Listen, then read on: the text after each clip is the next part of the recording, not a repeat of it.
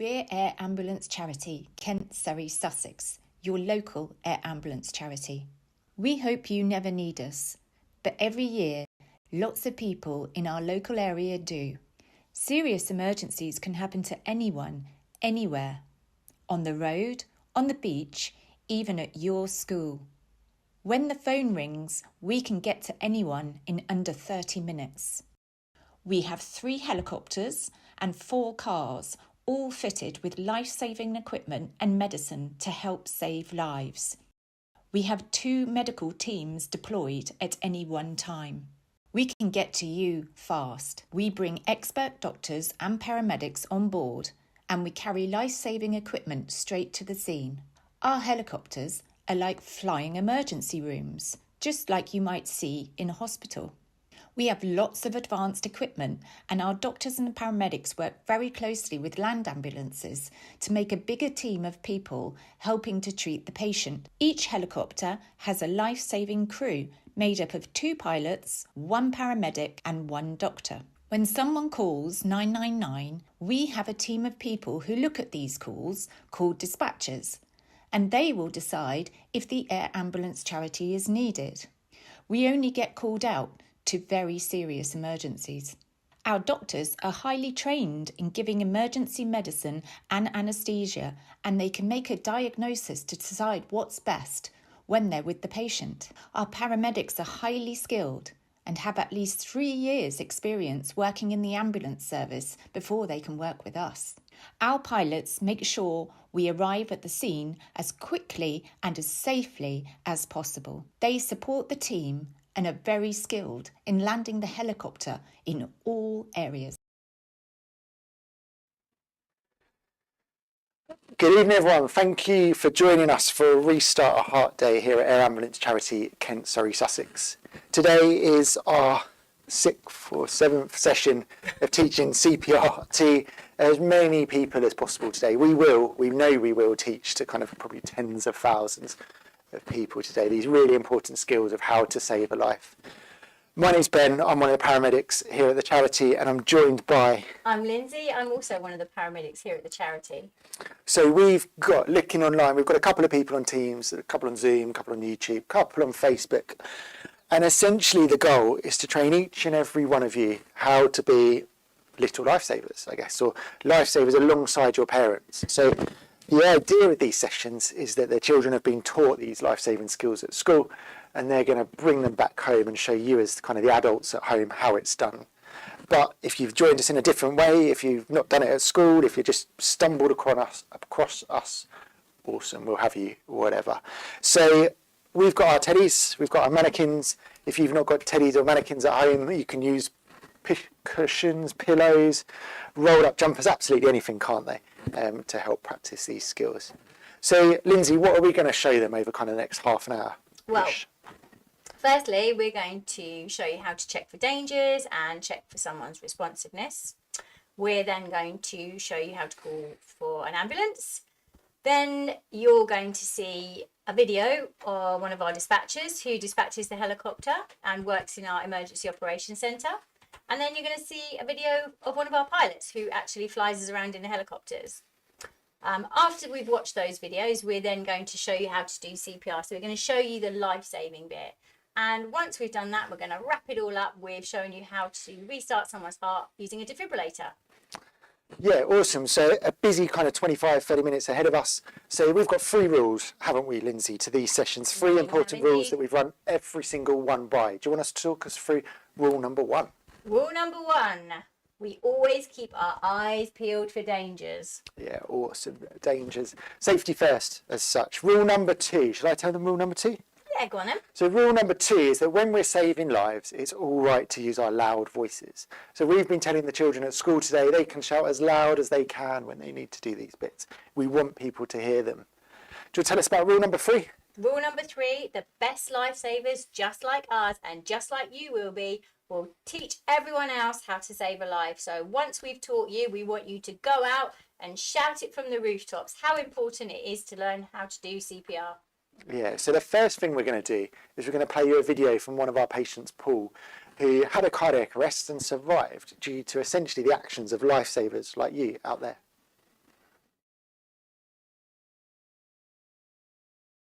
Hi, my name's Maycock. My wife had gone up to her mother's and I decided that as it was a nice afternoon, I'd put my gear on and go out for a bike ride. I was on my way back when I had my cardiac arrest, came off the bike, hit my head on the road. I had a helmet on naturally, which obviously helped to save my life. I was fortunate enough to have people following me who recognised exactly what had happened and started to perform CPR on me. So when the call came in, the initial information that we were given was this was a cyclist who had been found unconscious. Once we got to scene, we understood that Paul had a heartbeat back after being shocked with a defibrillator a number of times. We took Paul up the road to the helicopter and then we flew him to London, which was the closest appropriate centre. Paul is a clear example of all elements of the chain of survival in action. His recovery is testament to the bystander that stopped and performed CPR before the ambulance arrived, and then the great care that the ambulance service were able to deliver alongside the critical care paramedic. There's 4 steps to the chain of survival: early recognition, early CPR, early defibrillation, and post-resuscitation care. The first 3 of those 4 steps can be provided by you yourself, and therefore over the next 20 minutes, you're going to join us in learning how to provide these steps and this care. Lovely, everyone. So welcome back. So having heard about kind of the importance of the chain of survival from Paul, we're now going to talk you through kind of a bit of that process, aren't we? We're going to use the concept of doctors A, B, C, D. So we are going to start with checking for danger. Okay. Now, checking for danger is a really important part of what we do. Can everyone remember what rule number 1 is? Remind us what it is, Lindsay. Check for danger. Always keep our eyes peeled. Yeah, always keep our eyes peeled. Keep your eyes peeled for danger. I think you nearly forgot rule number 1. I did. On our 6th session of the day as well.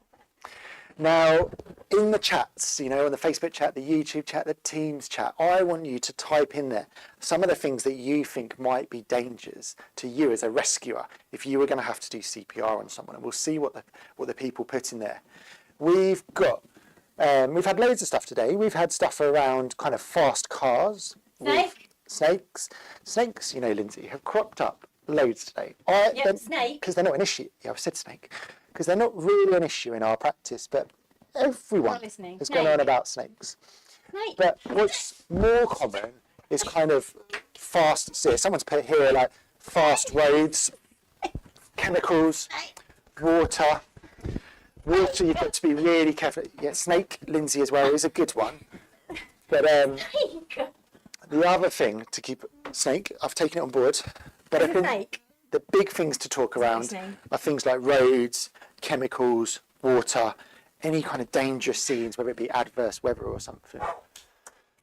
The snakes are potentially an example, if you want. But once we've checked for danger, the next important thing is to kind of check for a response, okay? So how do we check for a response? What do we need to do? Shake and shout. Shake and shout. Hello, yeah. Can you hear me? Wake up. So we're going to give our teddies, our mannequins, whatever we've got, a firm shake on the shoulders, and we're going to ask them if they can wake up. Because if they wake up and open their eyes here, we can high five, all the work is done, isn't it? But if they don't, then we might need to do some more stuff. We might have to call for some help. Because there's little lifesavers out there. You can't really do it all on your own, can you? No. So, Lindsay, who do we call for some help? Ghostbusters. It's going to be lost on them, I'm afraid. It's been a long day. It's been a long day. You're going to call 999, okay? Now, when you call 999, this can be a really stressful call to make, can't it? Yeah. So we're going to hand you over to Carol, who's one of our dispatchers in our control room. And she's going to give you some tips and tricks about calling 999. And you may even be able to hear some calls going on in the background. She's going to ask you a couple of questions and you can think about those answers as kind of people back at home. So we're going to hand you over to Carol. Hello, my name's Carol. I am a dispatcher for the Air Ambulance Kent, Surrey and Sussex. Today, as a little lifesaver, I'm going to tell you how you can call and stay calm in an emergency. So firstly, you need to speak clearly. If possible, call from a landline. If you don't know your address, who can you go to? So we're going to pause for 10 seconds.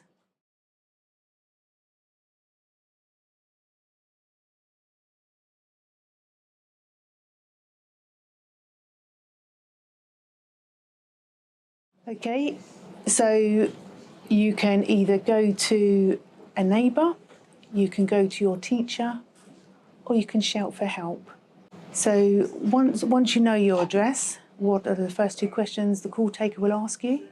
So they will ask, is the patient conscious and is the patient breathing?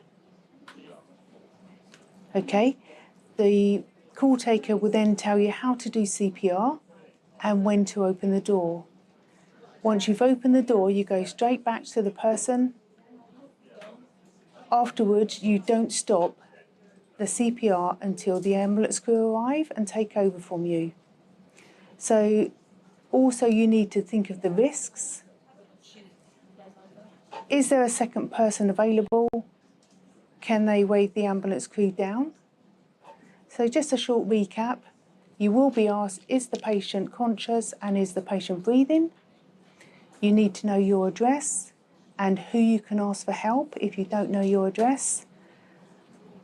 Open the door when you are told to. Have someone meet and wave down the ambulance crew. And if you can, put away any family pets. Lovely. So welcome back. Welcome back. We can see a couple of cameras, can't we? We've got can. Angeline and family waving away. We've seen them. We've seen James and family as well. We've seen some of them waving. They do look, they're sideways, but we can see them, can't we?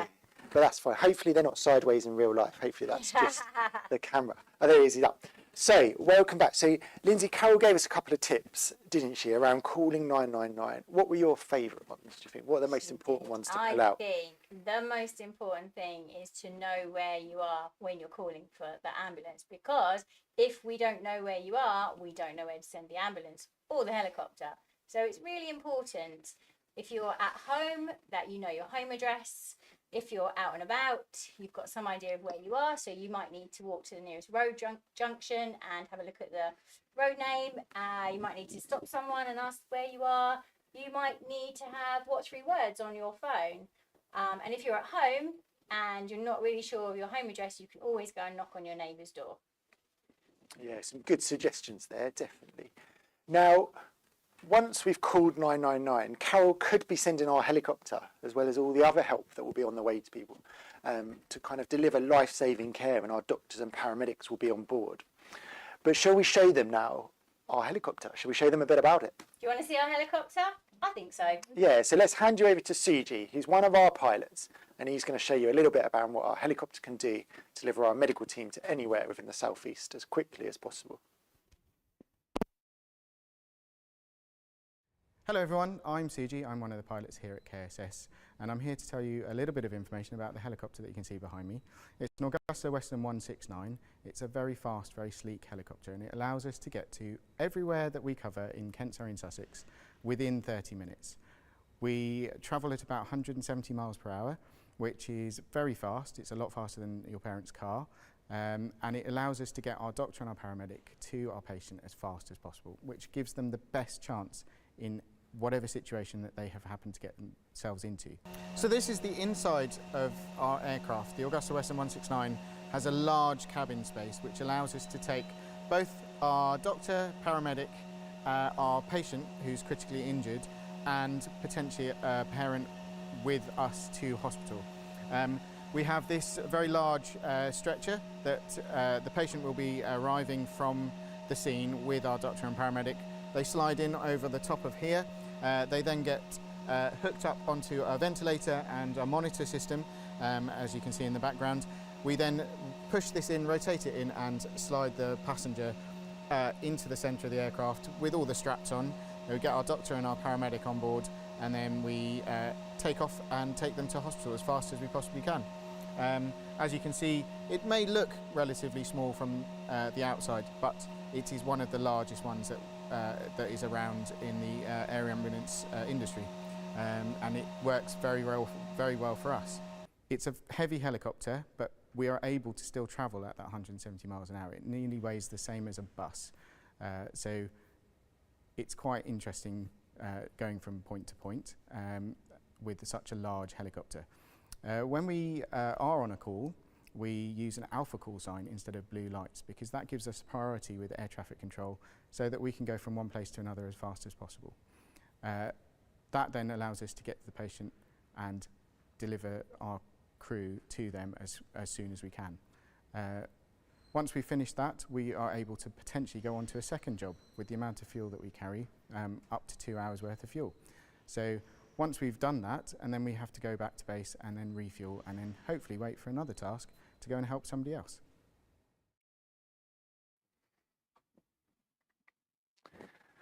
Cool, everyone. Welcome back. I appreciate there's some sound issues going on as well. We're working in the background to try and sort them, but we'll put the link to our pre-recorded sessions in the chat as well. So if the sound's an absolute disaster, you can join these sessions, which are similar, just not quite as interactive.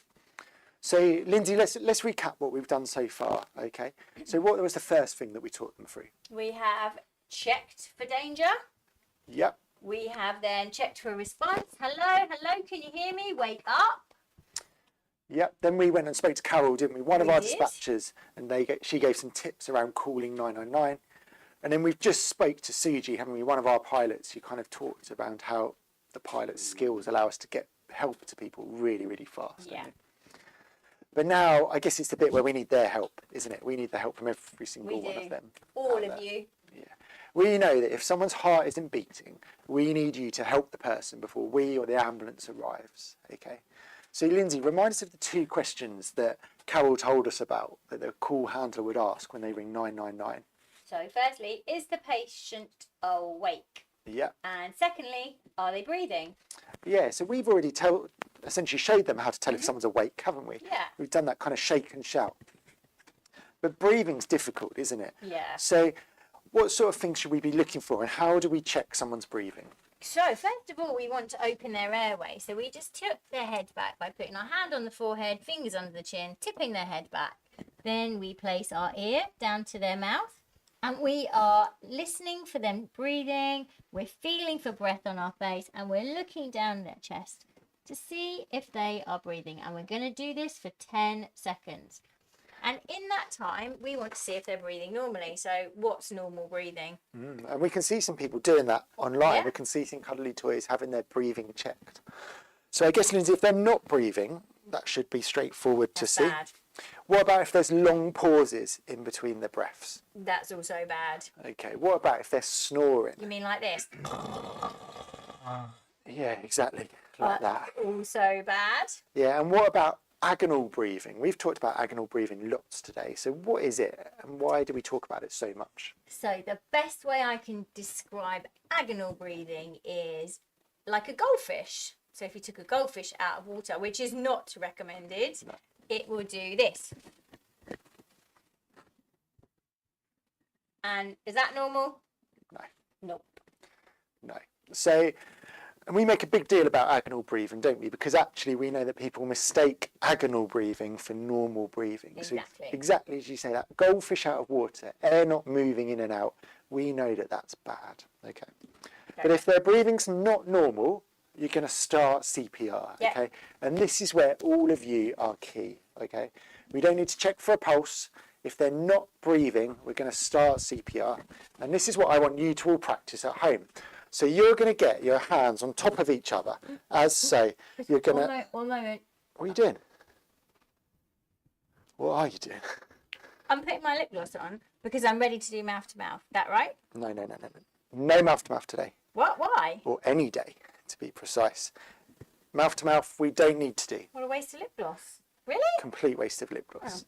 What you need to do is just CPR, and that's all we're teaching people. We know that if we ask people to do mouth to mouth, they tend to do nothing because they don't want to. So we're just going to do chest compressions, okay? What I want to see you all do, okay, with your cuddly toys, with your pillows, with your hoodies, whatever you've got in front of you, you're going to put 2 hands on top of each other. You're going to put your arms nice and straight.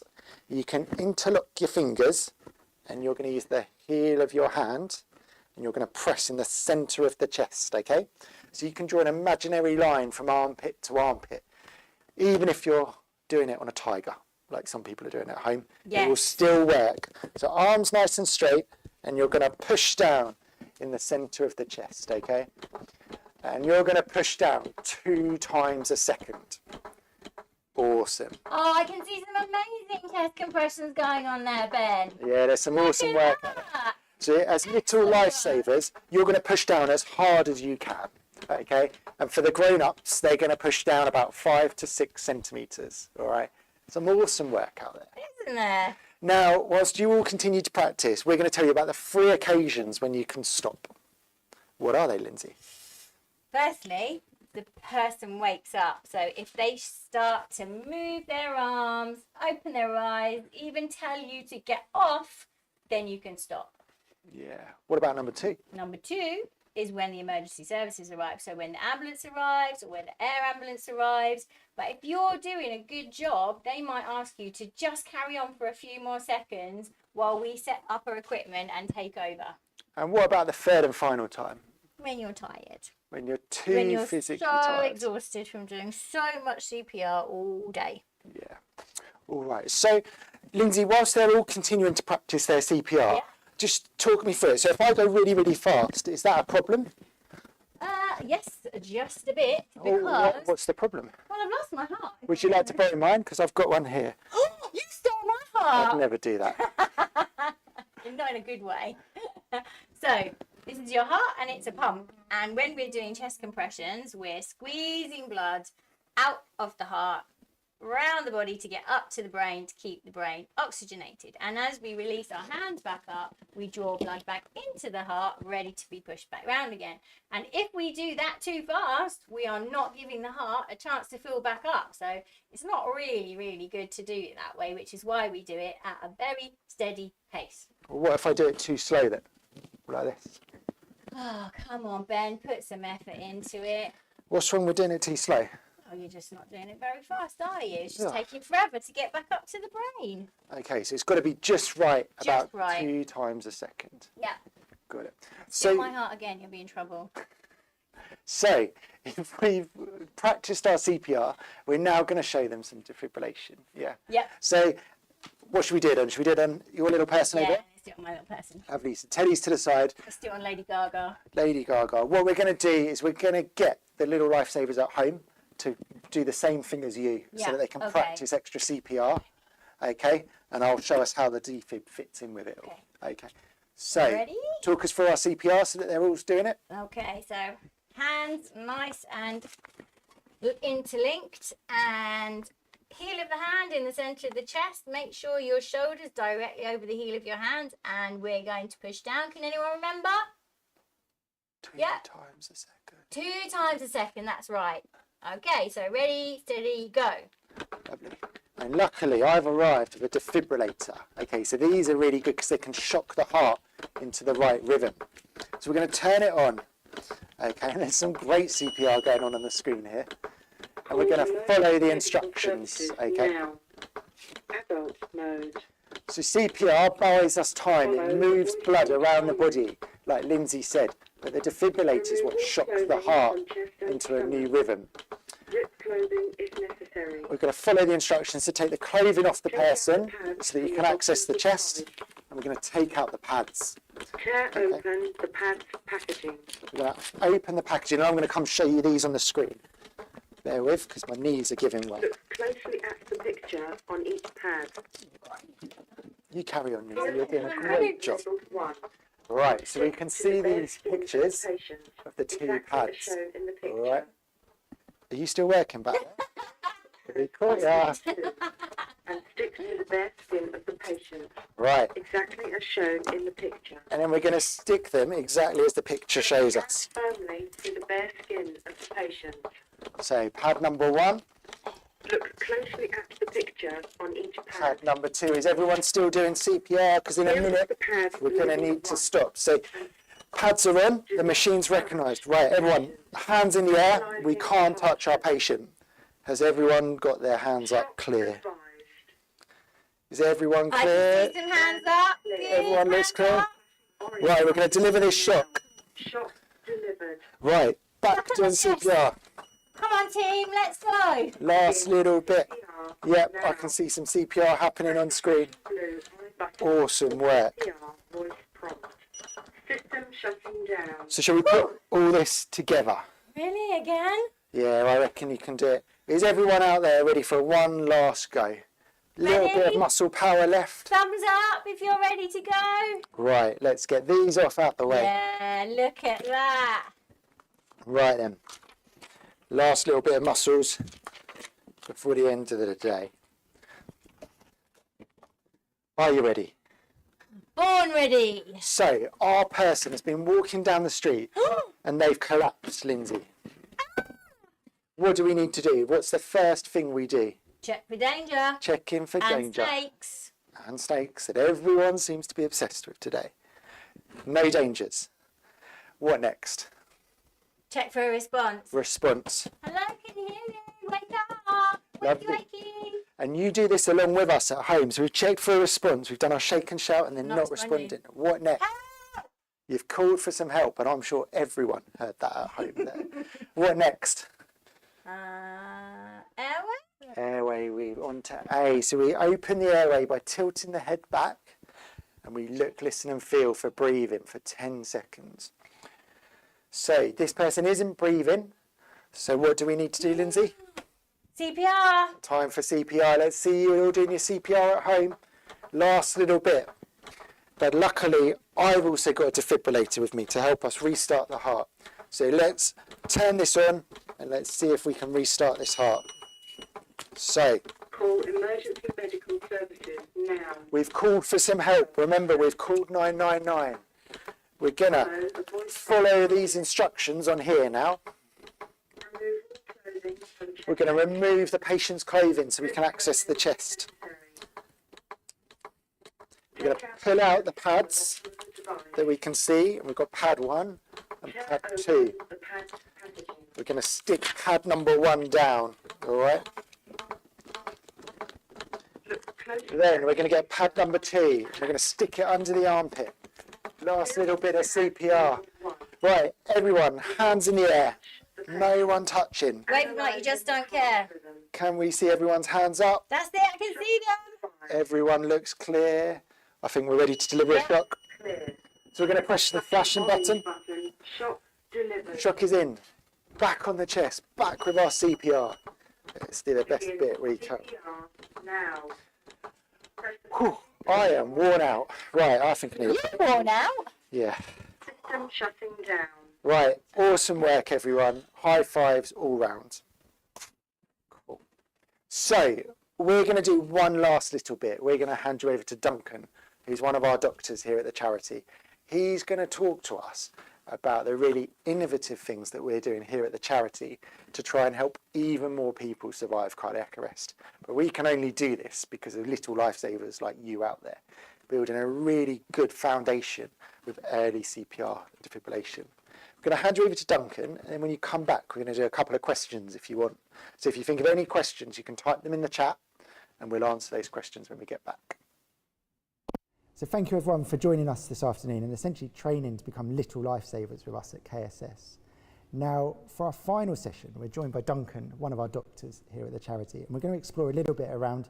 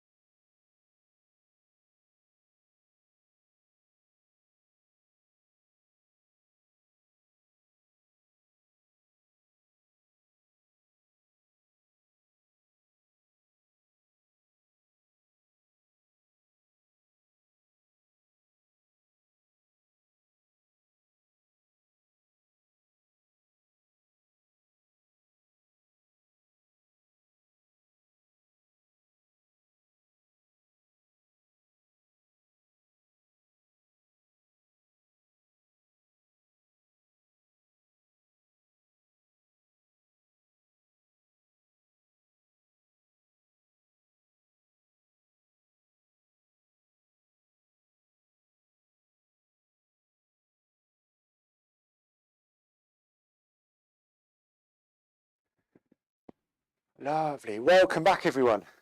We are nearly there, aren't we? Nearly We are. completed the session. We've got a couple of questions. We're going to run through a couple of questions. Lindsay, we've got a question from Ralph. He wants to know.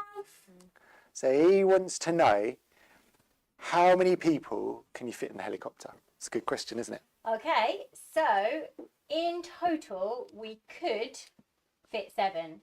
So we have the 2 pilots, then we have 4 seats in the back, that makes 6, and we also have a bed for our patient. However, we might be pushing it a little bit with 7 people. We don't normally need to carry 7 people, and it might make us a little bit heavy. So probably never going to carry that many, but if we did really need to, we could. Yeah, we carry lots of kind of heavy medical equipment, don't we? And that means that we can't always carry as many people. So we'd need skinny people, wouldn't we? We couldn't have 7 of me. We would not work that day. So we'd need, if we had 7 Ralphs, we could manage 7 could get Ralphs. 7 Ralphs, I think, in the helicopter. That would work well.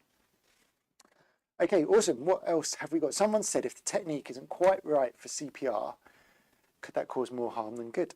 And the simple answer to that is no, because regardless of whether it's a good technique or not, any chest compression is better than no chest compression, and a bad chest compression is still better than no chest compression.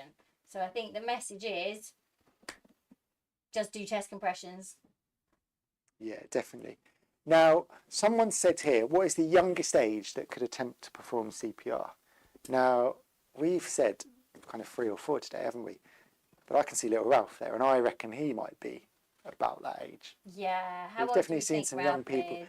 But we know, haven't we? We've had 4-year-olds use our defibrillators when we've run training sessions here. And we've said, essentially, push as hard as you can as a little lifesaver. And Ralphie's 4. Yeah. Ralphie's 4. Yeah, and he's done really well. You could do it, yeah. Awesome. Darcy's got a question. Yeah. Darcy's question, how many times do you get called out in a week? You're going to have to do some maths here, aren't we? So we say 9 times a day. 7 times 9, Lindsay. Quick. I don't know. 63 I'm really bad at maths. 63 times a week. Okay. Or 9 times a day. Do you know how much it costs every day to run our service? I don't, but I've got a feeling you probably do. It costs about £50,000 a day to run our service. Okay. So it's a very expensive service to run. Wow. That's just your wages, not mine. I wish. Yeah. So we're lucky. A majority of our funding comes from voluntary donations, doesn't it? We're supported by our volunteers and our fundraisers. And that allows us to put some of the best paramedics and doctors on the aircraft and look at some of the most innovative kind of treatments out there. But we can't do it without people's help, can we? No, we can't. Whether that We be always need your help. learning CPR, like they've all done today, Yeah. or whether that be, fundraising to help us kind of develop the next big thing. So, other questions. Someone said, should you check for a pulse as well? We talked a little bit about that, didn't we? But yeah, we're not going to worry about checking for a pulse. It's quite a tricky thing to do, really. So the indicator for whether we start CPR or not is, are they breathing? Yes or no. If the answer is no, we start CPR. Or are they breathing normally? Yes or no. And again, if it's no, we start CPR. So we don't worry about pulse checks. They're a bit tricky, I think. Perfect. And should we do the final question? The final question is, does CPR hurt the person? Simple answer? Simple answer, because I'm a simple person. No. Good. That was a very simple answer. So I told you it was simple. Okay. So it's better to do CPR, isn't it? Yeah. Even if you do it badly, we want people to help, don't we? So they shouldn't worry about getting it wrong. They shouldn't worry about hurting the person. And if they don't need it, they'll soon tell you to get off. They will do. They will do. So let's wrap things up there, because people have given us some time of their evening. Ralphie's going to have to go to bed, I think. Aww. He's having a late night. And Darcy. Yeah, and it's a school night, so we can't be too late. We'll get in trouble with your parents. Yeah. So we're going to leave you be. Thank you so much for joining us tonight. You're all little lifesavers. Now, there's a link in a minute that they can click on and they get their certificates. Okay? Someone looks a bit sad that we're going now. I think that's James's household. Ah. Aww. You can and come. Ralphie looks a bit sad too. Well, they can come back next year. Yeah, of course they can. Because it's really important you do your training every year. So you're welcome back next year. There's going to be a link to some certificates on the next pages. There's also some links to support us as a charity if you want to do that. So like we said, it costs a lot of money for us to be able to deliver such a high level of service and put the best paramedics and doctors on our helicopters with the best pilots to deliver the best treatment we can. So if anyone wants to support us, whether that be through fundraising, whether that be through doing missions or challenges or anything with us, they can sign up online. Can I ask that they do one more thing, and it goes back to the 3 rules? Can you all go to school tomorrow and tell all your teachers and all your friends what you learned today, and tell them how easy it is to do CPR and how easy it is to learn how to use a defibrillator, and make sure that you tell them they need to learn how to do it, and maybe you could even teach them if you can remember. Yeah, awesome stuff. So we're going to say goodbye. We're going to leave you be. Thank you once again for joining us today. Bye.